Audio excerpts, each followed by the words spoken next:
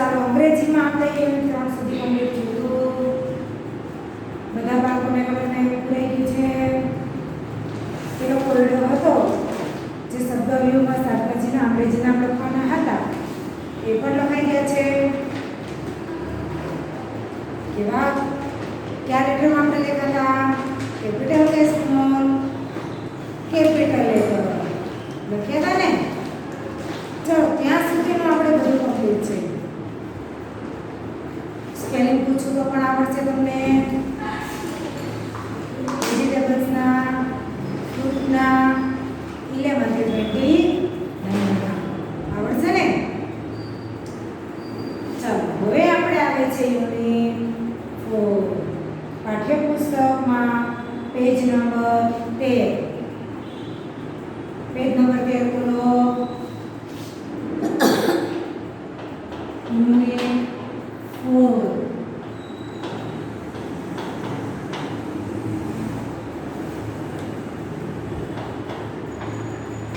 Young ones. Unit 4 young ones. જોયું બધા બાળકોએ? ચાલો એમાં શું છે? પ્રાણીઓના બચ્ચા.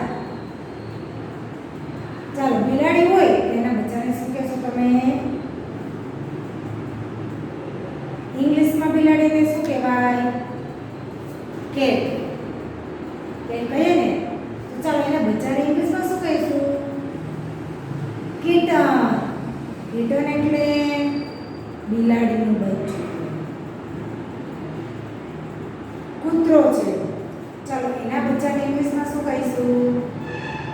પપી એટલે કે ગલુડિયું. પાઠ્યપુસ્તકમાં જોતા જાજો. ડકલિંગ. ચાલો બતકને શું કહેવાય ઇંગ્લિશમાં? ડક. તો એનું બચ્ચું ડકલિંગ. ચિકન એટલે કે મરઘીનું બચ્ચું. મરઘીને શું કહીએ? હેન. હેન એટલે મરઘી. તો મરઘીના બચ્ચાને શું કહેવાય? ચિકન કહેવાય ને. વાછરડું. ગાયને ઇંગ્લિશમાં શું કહેવાય? કાઉ. તો એના બચ્ચાને કાફ. કાફ એટલે કે વાછરડું. બકરીનું બચ્ચું. બકરીના બચ્ચાને ઇંગ્લિશમાં શું કહેવાય? ગોટ એટલે બકરી. તો એના બચ્ચાને કિડ. કિડ એટલે કે બકરીનું બચ્ચું. લેમ્બ. લેમ્બ એટલે કે ઘેટાનું બચ્ચું. દેખાય છે તમને? લેમ્બ એટલે ઘેટાનું બચ્ચું. ઘેટાને શું કહેવાય ઇંગ્લિશમાં? શીપ. શીપ એટલે કે ઘેટું. તેના બચ્ચાને લેમ્બ. LAMB. લેમ્બ એટલે ઘેટાનું બચ્ચું. ફોલ. FOAL. ફોલ એટલે વછેરું. કબ. સિંહને શું કહેવાય? લાયન. સિંહને શું કહેવાય? લાયન. તો સર સિંહના બચ્ચાને શું કહેવાતું હશે? કબ. CUB. કબ એટલે સિંહનું બચ્ચું. પીગ એટલે શું થાય? પીગ. પીગ એટલે આપણે શું કહીએ? ભૂંડ કહેવાય ને. પીગ એટલે ભૂંડ. પિગલેટ. પિગલેટ એટલે કે ભૂંડનું બચ્ચું. તો પ્રાણીઓના બચ્ચા young ones. પ્રાણીઓના બચ્ચાઓ વિશે આપણે શીખવાનું છે. ચાલો બિલાડીનું બચ્ચું કિટન. ગલુડિયું પપી. બતકનું બચ્ચું ડકલિંગ. મરઘીનું બચ્ચું ચિકન. વાછરડું કાફ. કાફ એટલે કે વાછરડું. બકરીનું બચ્ચું કીડ. ઘેટાનું બચ્ચું લેમ્પ. વછેરું એટલે ફોર. સિંહનું બચ્ચું કબ. ભૂંડનું બચ્ચું પિગલેટ. સમજાણું? ચાલો, કીટનનો સ્પેલિંગ શું થાય? બધા પાસે પાઠ્યપુસ્તક ખુલ્લું છે. ટૂંક સમયમાં પરીક્ષા આવવાની છે એવું મેં કીધું હતું. ટૂંક સમયમાં પરીક્ષા લેવાશે તમારી માસિક કસોટી, તો એની તૈયારી આપણે કમ્પલસરી રાખવી જોઈશે. જો સ્પેલિંગ, એના ઉચ્ચાર, અર્થ ધ્યાનથી તમારી પાસે હજુ સમય છે જ, તો તૈયારી કરતા રહેજો. જેટલા પાઠ ચાલ્યા છે એના સ્પેલિંગ, ઉચ્ચાર અને અર્થ સાથે વ્યવસ્થિત પાકું કરી લેવાનું છે. બીજી વાત, જે હિન્દી અને અંગ્રેજીની પાઠ્યપુસ્તક તમને અંદર પુરાવીએ છીએ, જ્યાં આપણે પહોંચ્યા છે ત્યાં સુધીનું બધું જ કમ્પ્લીટ હોવું જોઈએ. હિન્દી અને અંગ્રેજી અને લેખન વિકાસ જે પુરાવે એ વસ્તુ તમારા અંદર પૂરેલી હોવી જોઈએ. બીજા પાઠ્યપુસ્તકમાં આપણે અંદર પૂરવાનું નથી. જે હોમવર્ક આવે છે એ વિષયની પાઠ્યનોટમાં લખવાનું. આસપાસનું હોમવર્ક આવ્યું તો એ આસપાસની પાઠ્યનોટમાં. સમજાય છે? ગણિતનું આવ્યું તો એમાં, કલસો આવ્યું તો એ કલસોની બુકમાં. જે હોમવર્ક આવે છે બધા ફરજિયાત કમ્પલસરી લખેલા હોવા જોશે. પરીક્ષામાં એની અંદરથી જ પૂછવાનું છે. હવે તમે હોમવર્કની બુક જ નથી બનાવી, કાં તમે ઇરેગ્યુલર છો, હોમવર્ક રેગ્યુલર કરતા નથી. સમજાય છે? તો તમે તૈયારી શેમાંથી કરશો? તમારી પાસે તો બીજું કોઈ મટીરિયલ્સ છે, આપણે પાઠ્યપુસ્તકમાં અંદર પુરાવતા નથી. આસપાસમાં આકર્ષણમાં કે આપણે અંદર પુરાવીએ છીએ ના. તો હવે તમે હોમવર્ક ન કરતા, તો પાઠ્યપુસ્તકમાં અંદર પુરાયેલું નથી. તમે તૈયારી શેમાંથી કરીશો? સમજાય છે ને? હોમવર્કની બુક ફરજિયાત કમ્પ્લીટ જોશે. અહીંયા ગમે ત્યારે તમને બોલાવી કે ચાલો બધા વિષય નોટ લઈને આવો, ત્યારે કંઈ કોઈ નોટ લઈને આવશે. એટલા માટે હોમવર્ક ફરજિયાત જોશે. ખાસ યાદ રાખજો, માસિક કસોટીની તૈયારી તમારે હોમવર્કની બુકમાંથી જ કરવાની રહેશે. એની અંદર સવાલ જવાબ હશે. હોમવર્કમાં આવે છે સવાલના જવાબ, નાના મોટા, વિકલ્પો, જોડકા, ખરા ખોટા, ખાલી જગ્યા, તે બધી જ વસ્તુ તમારે એમાંથી તૈયારી કરવાની રહેશે. ચાલો, મને કહો છે પાઠ્યપુસ્તકમાં ક્યાં ખરા ખોટા આપેલા છે, ક્યાં ખાલી જગ્યા આપેલી છે? આપેલી છે કે પાઠ સમજાવવાનું જેમ ધ્યાન રાખ્યું તે નથી ખ્યાલ હોય કારણ કે પાઠમાં એવું હતું કે વૃક્ષના પાંદડાનો રંગ કેવો હોય? લીલો. પાઠ સમજાય છે. હાલો, ખાલી જગ્યા બીજી તમને ખબર જ નથી કે આમાં કઈ પાઠમાં કઈ કઈ ખાલી જગ્યા નીકળી શકે. તે હોમવર્કની બુક જે તૈયાર કરેલી છે તમારે એમાંથી તૈયાર કરવાની છે. એટલે હોમવર્કની બુક ફરજિયાત પૂરી રાખજો અને સંપૂર્ણ તૈયારી રાખજો. એક્ઝામ ગમે ત્યારે લેવાઈ શકે. એટલે આપણે આ સ્પેલિંગ તો ખાસ ફ્રૂટ્સ, વેજીટેબલ્સ, 11 થી 20 નંબર્સ. સમજાય છે ને? આજે આપણે યુનિટ 4 શીખીએ છીએ એનિમલ્સ, પ્રાણીના બચ્ચા. ચાલો, એમાં પેજ નંબર 13 પૂરું છે ને બધાને? સ્પેલિંગ તમારે બોલવાનો છે. ચાલો, કીટન. કીટનનો સ્પેલિંગ શું થાય? KITTEN.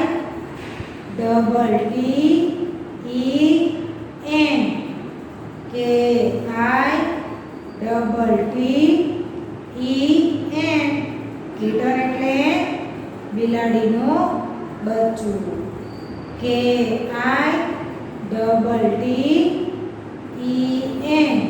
કીટન એટલે બિલાડીનું બચ્ચું. બધા મારી સાથે પાઠ્યપુસ્તકમાં આગળ આપતી જવાની છે અને સ્પેલિંગ ઉચ્ચારણ બોલતું જવાનું છે. KITTEN. કીટન એટલે બિલાડીનું બચ્ચું. KITTEN. કીટન એટલે બિલાડીનું બચ્ચું. PUPPY.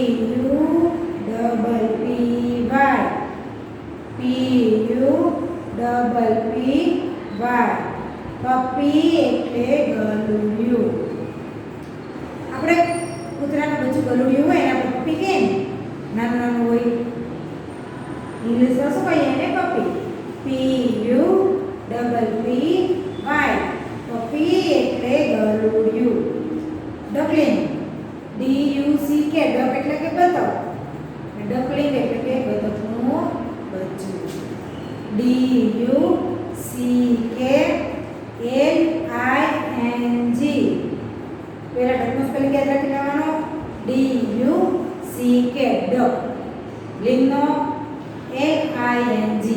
લિંગ ડકલિંગ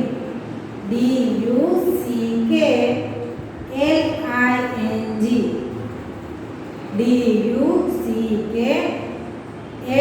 DUCKLING ડકલિંગ એટલે બતકનું બચ્ચું DUCKLING ડકલિંગ એટલે બતકનું બચ્ચું CHICKEN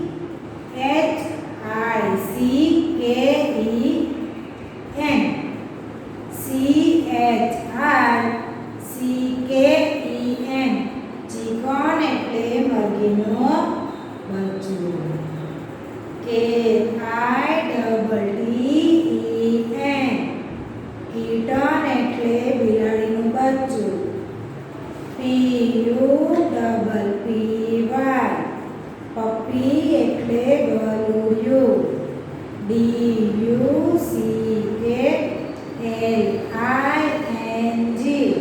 ડકલિંગ એટલે બતકનું બચ્ચું CHICKEN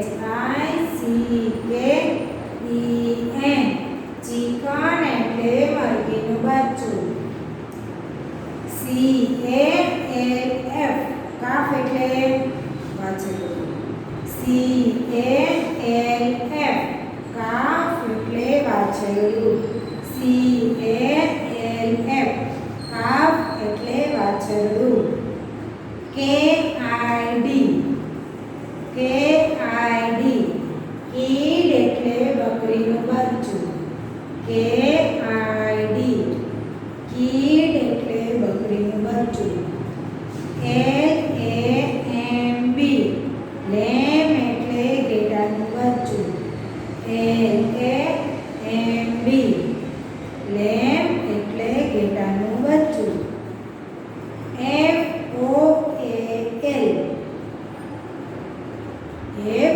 FOAL ફોલ એટલે વછેરું CUB કબ એટલે સિંહનું બચ્ચું CUB કબ એટલે સિંહનું બચ્ચું PIGLET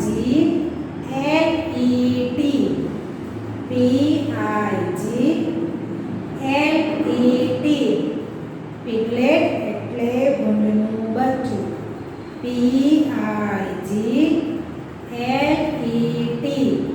પિગલેટ એટલે ભૂંડનું બચ્ચું ચાલો આપણે હવે લખીને યાદ રાખવાના છે હું લખું છું તમારે બોલતું જવાનું છે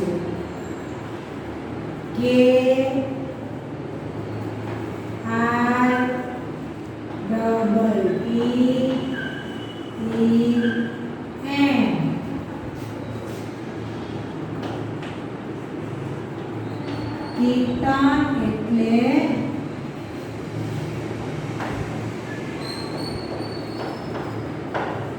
બિલાડીનું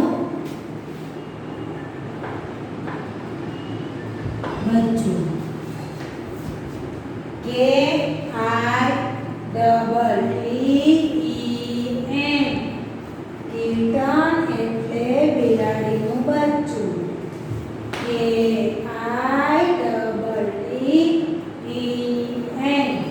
કીટન એટલે બિલાડીનું બચ્ચું KITTEN કીટન એટલે બિલાડીનું બચ્ચું જો ખાસ યાદ રાખવાનું છે ભૂલી ના જતા એક સ્પેલિંગ 3 3 4 4 બોલીએ છીએ ના બોલી ગયા તો લો આ તમારા પાકા કરવા માટે તમારે યાદ રાખવા માટે એટલી વાર બોલું છું સમજાય છે બધા જ પાકે બોલવાનું છે KITTEN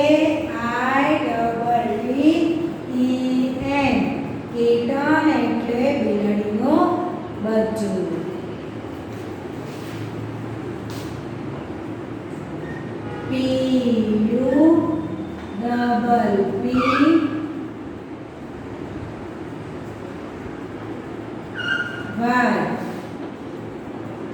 પપ્પી એટલે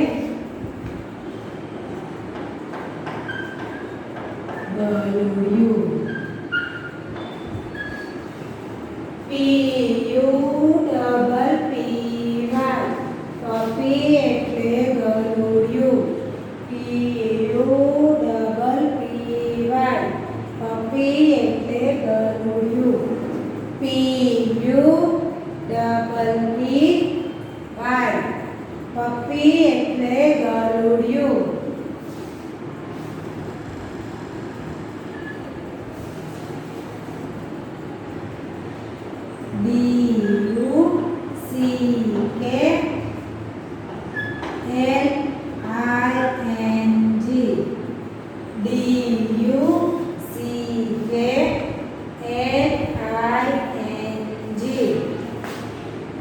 ડકલિંગ. ડકલિંગ એટલે બતકનું બચ્ચું.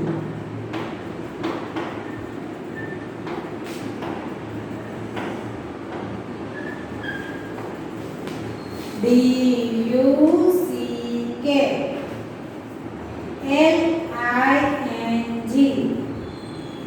પહેલા ટકનું યાદ રાખવાનું. DUCKLING.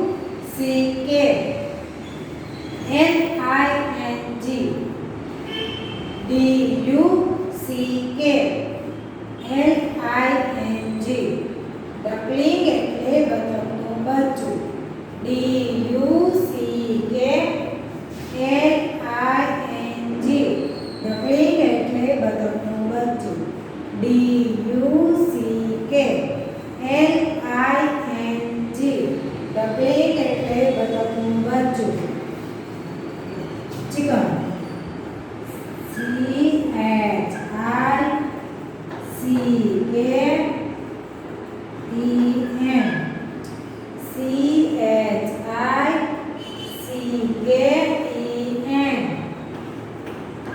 ચિકન એટલે કોનું બચ્ચું? માર્ગીનું બચ્ચું.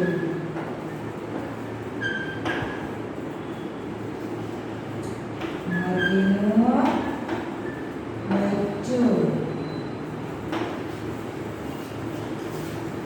CHICKEN.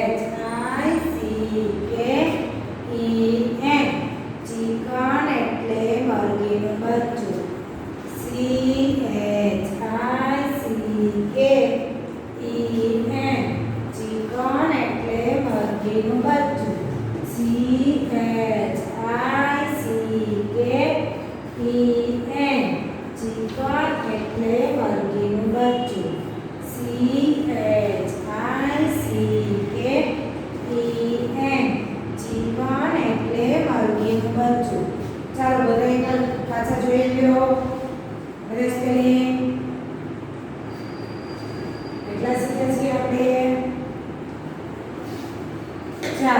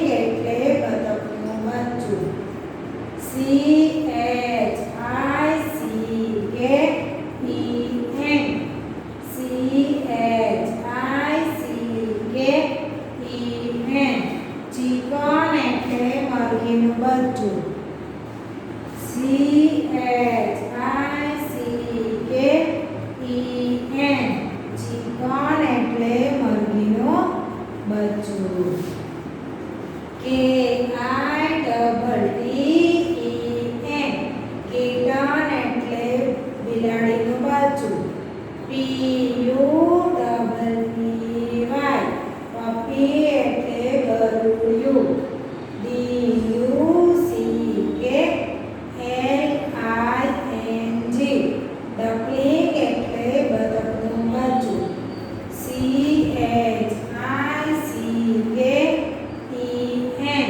ચિકન એટલે મરઘીનું બચ્ચું. રહી ગયા એટલા યાદ? અરે બાળકોને કેટલા સ્પેલિંગ શીખ્યા આપણે?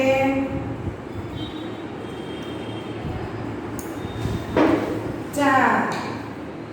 કેટલા શીખ્યા? 4. તો 4 સ્પેલિંગ યાદ રહી ગયા છે ને? ઈજી.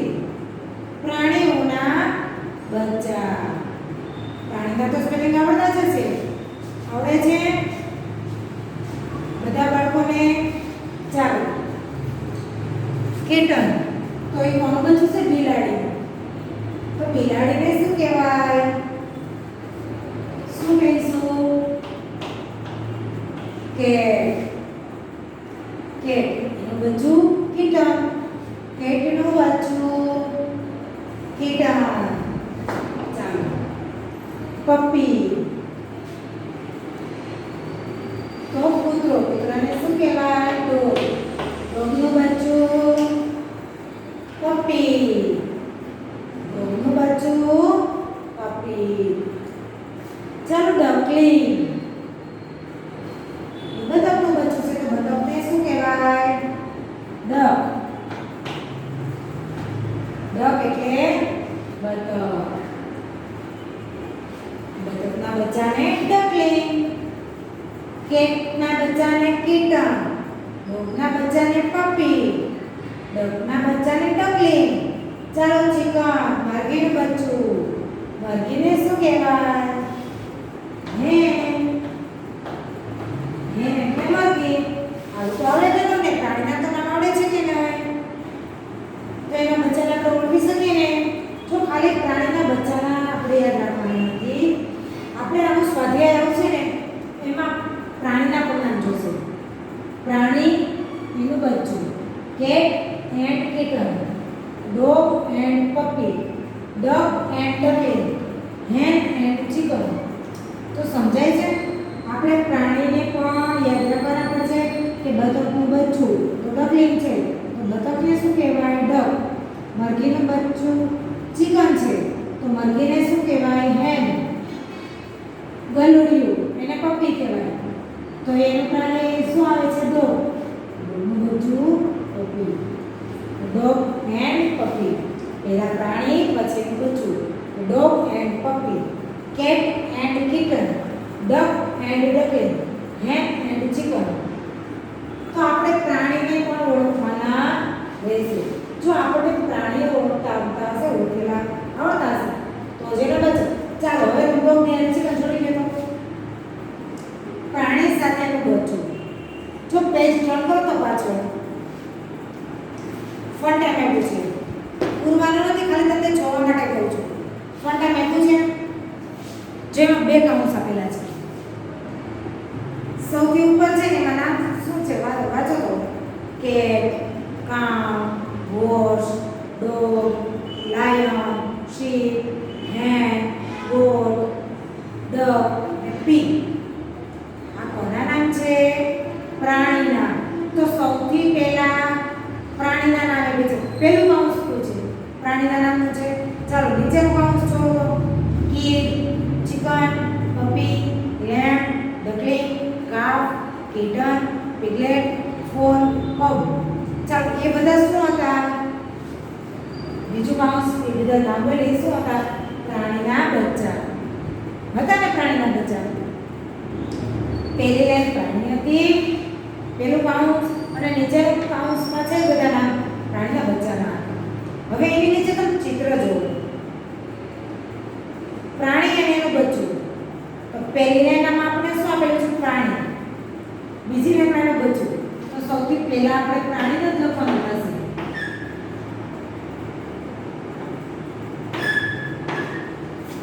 પછી એને બચ્ચાને જોડવાના છે. પહેલા કેટ. ચાલો એક્ઝામ્પલ એમાં જુઓ. પહેલા ડોગ છે અને પપ્પી છે તો સૌથી પહેલા કૌંસમાં પ્રાણીના નામ આપેલા છે. તો આપણે પણ જો એમાં એ પ્રાણીને પહેલા લખવું પડશે. A cat and a kitten. એનું સ્પેલિંગ CAT. એને આગળ એ લગાવવાનું રહેશે. ઓકે એન્ડ કીટન એન્ડ એટલે કે અને બિલાડી અને બિલાડીનું બચ્ચું બિલાડી અને એન્ડ એટલે કે અને બિલાડી અને બિલાડીનું બચ્ચું કૂતરો dog a dog and a puppy કૂતરો અને ગલુડિયું duck a duck and a duckling બતક અને બતકનું બચ્ચું hen a hen and chicken મરઘી અને મરઘીનું બચ્ચું. તો આપણે આ પાઠમાં તો ખાલી પ્રાણીના જ નામ છે, સમજાય છે? પ્રાણીના બચ્ચાના જ નામ છે. તેના બચ્ચાના તો આવડે તો પ્રાણીના તો આવડી જાય. પ્રાણીને આવડતા હોય તો જ આપણને બચ્ચાના આવડે. ચાલો હું તમને કહું, પાછળ જુઓ. કોનું બચ્ચું હશે? ગાયનું. સમજાય છે? ગાયનું બચ્ચું આ છે. તો ગાયને શું કહેવાય? કામ. શીપ એટલે કે ઘેટું. ઘેટાનું બચ્ચું લેમ્પ. LAMB lamp. તો પહેલા પ્રાણીના પછી એના બચ્ચાના. સમજાય છે? આપણે અહીંયા પ્રાણીના તમને આવડી જ ગયા છે. તો આપણા નોટમાં પડી આવ્યા. હવે આપણે એના બચ્ચાના શીખવાના છે. તો આ ચારે ચાર પેલી આજના પેઢી પછી ચાર લઉં છું. આના પછીના જોવો તમે પેજ નંબર 13 પર જોવો તો કાફ ને કીટ ને લેબ 6 સ્પેલિંગ છે પણ બધા ઈઝી છે. આ થોડા અઘરા હતા ચાર મોટા તો હજુ આપણે ચાર લીધા છે. આવતા પેઢીમાં હું પહેલા ચારે ચાર પાકા લઈશ પછી આગળ આપણે બીજા સ્પેલિંગ શીખીશું. સમજાય છે ને? તો આપણે થોડા હતા એટલે આપણે ચાર લીધા છે તો શીખી લેવાના છે ગડબડાટ. એટલે તમને વાક્ય બનાવતા સરસ ના આવડી જાય. સમજાણું? ચાલો આજનો પીરિયડ આપણો અહીંયા પૂર્ણ થાય છે. નમસ્તે.